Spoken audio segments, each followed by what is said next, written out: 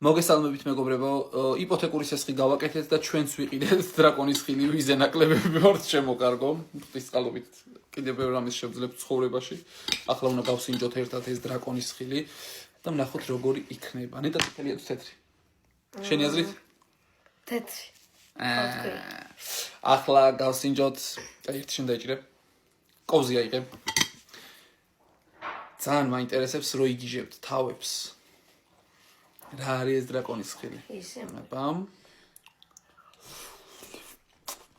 გამოჩნი. მე არაფერს გემო არ აქვს.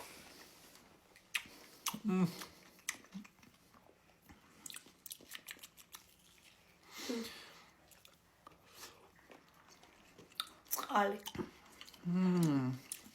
მე ცოტა გემო. მაგრამ შეყოლა იცის.